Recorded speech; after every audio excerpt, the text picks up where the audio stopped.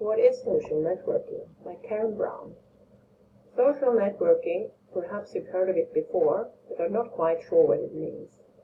Social networking is the grouping of individuals into specific groups, like small rural communities or neighborhood subdivision, if you will. Although social networking is possible in person, especially in the workplace, universities, and high schools, it's most popular online.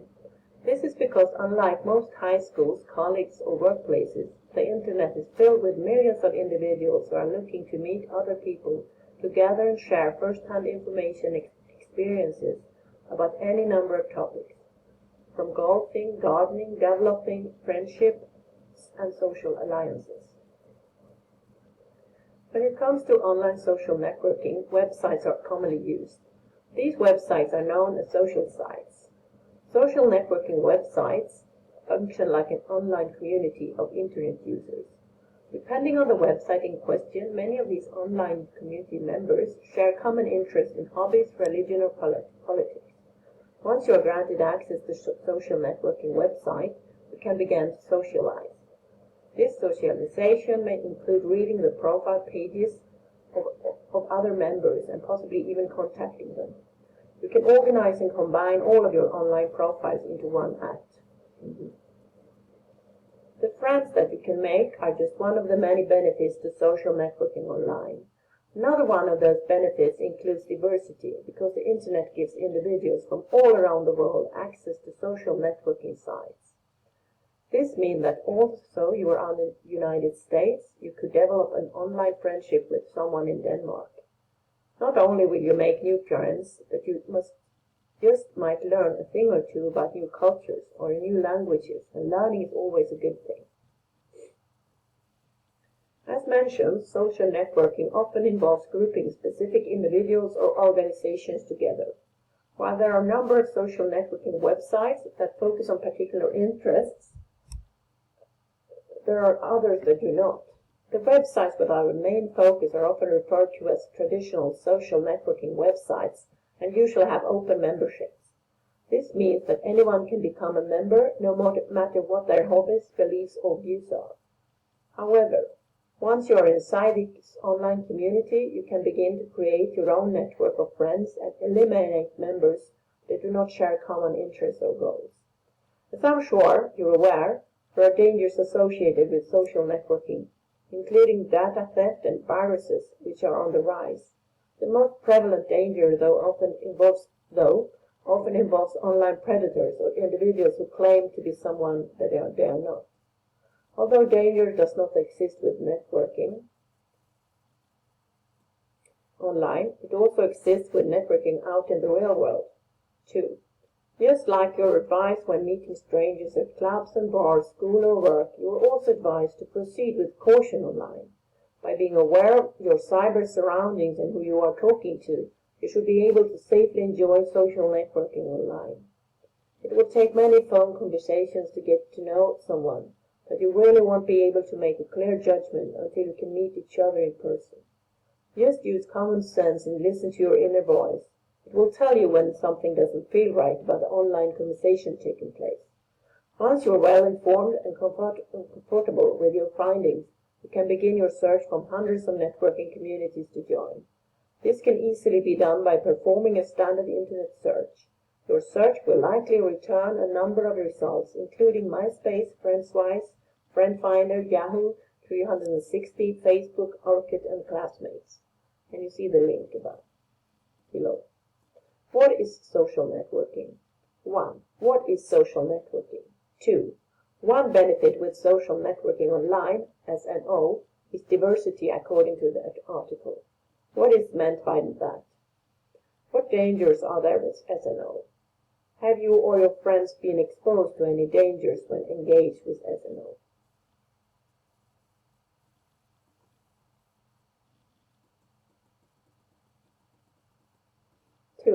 FBI using Facebook in fight against crime. The Guardian, Tuesday, March 16, 2010. Any criminals dumb enough to brag about their exploits on social networking sites have now been warned. The next Facebook friend who contacts you may be an FBI agent. U.S. federal law enforcement agents have been using social networking sites, including Facebook, LinkedIn, MySpace, and Twitter, to search for evidence and witnesses in criminal cases, and in some instances, track suspects according to newly released Justice Department memo. FBI agents have created fake personalities in apparent contravention of some of the site's rules in order to befriend suspects and lure them into revealing clues and confessing, access private information and map social networks. The new online efforts were revealed in the Justice Department document obtained by the Electronic Frontier Foundation, the San Francisco-based legal advocacy group. The document, a 33-page slideshow prepared by two Justice Department lawyers, was obtained in a lawsuit the group filed against the Justice Department, seeking information on its social network policies.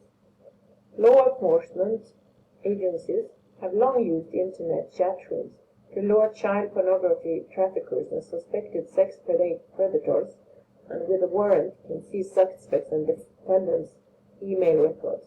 But Facebook, MySpace, and other social networking sites provide a wealth of additional information in photographs, status updates, and friends lists. In many cases, the information is publicly accessible.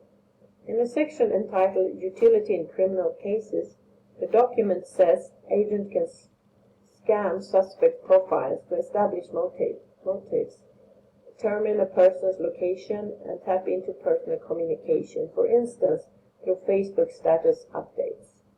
Agents can examine photographs for guns, jewelry, and other evidence of participation in robbery or burglary, and can compare information on Facebook status updates and Twitter feeds with suspects' alibis. Friends lists can yield witnesses or informants. The document advises agents that Facebook is now used in private background checks. It indicates that Facebook often cooperates with emergency law enforcement requests.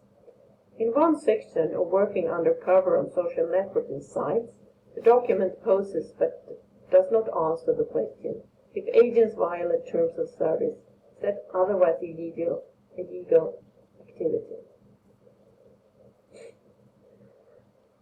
Facebook rules bar users from providing false information or creating an account for anyone other than yourself without permission, and says that users should provide their real names. A former U.S. cybersecurity prosecutor told the Associated Press that federal investigations working online should be able to go undercover as much as they do in the real world, but said rules need to be developed. This new situation presents a need for careful oversight so that law enforcement does not use social networking to intrude on some of our most personal relationships, Mark Swilliger said. In one case that highlights the use of social networking in law enforcement, a man wanted in Seattle on bank fraud charges fled and police lost track of him. The suspect's Facebook page was private, but his friends list was public. Among Max Sopo's friends, prosecutors spotted a former Justice Department employee who did not know he was wanted. When Sopo posted messages on Facebook describing his easy new life in Mexico, his online friend provided information that enabled Mexican police to nab him in September. Now we'll read the questions.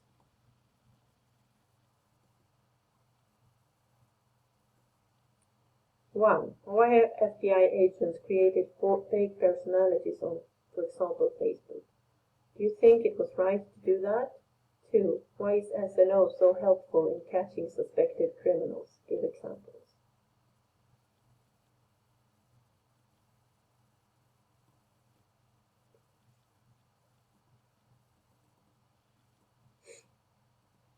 Who is winning the Twitter wars? Our Democratic and Republican politicians use the popular microblogging service. By Aku Ahmad Tagore, Newsweek, September 8, 2009. Amidst arguments about healthcare reform and the economy, Twitter has become a major outlet for politicians to connect directly with supporters hash out ideas, and air complaints about opponents. It has also played a role in many of this year's most unusual political stories. Last February, Republican Pete Hoekstra tweeted about a secret trip to Iraq. This summer, New Greens called Sonia Sotomayor's racist in a tweet. He later said he shouldn't have used the term. And Sarah Palin's Muslims musings became fodder for a parody by William Shatner. Suddenly, all of Washington is a Twitter, and Democrats and Republicans are trying to capture a dominant share of the audience. So far, media analysts have largely ceded the battle to the GOP. The Washington Times and the CNN have both claimed that conservatives have the upper hand on Twitter, and at first glance that appears to be true.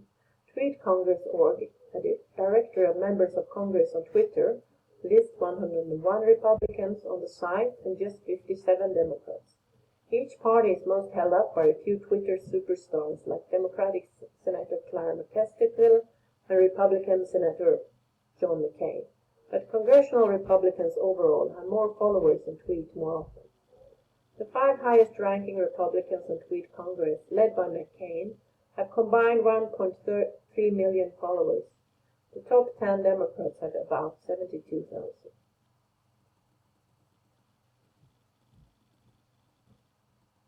Beyond Congress, superstars like Palin and California government Arnold Schwarzenegger can claim hundreds of thousands, even millions of followers. But numbers don't necessarily mean dominance. Twitter strategies on both sides of the aisle are radically different, and the way revelers have been using the service may turn out to be effective in the long run. But it's too soon to declare a victor yet in this fight. A look at the profiles listed on Tweet Congress shows that members from both parties are largely using the site to promote their legislative goals and accomplishments.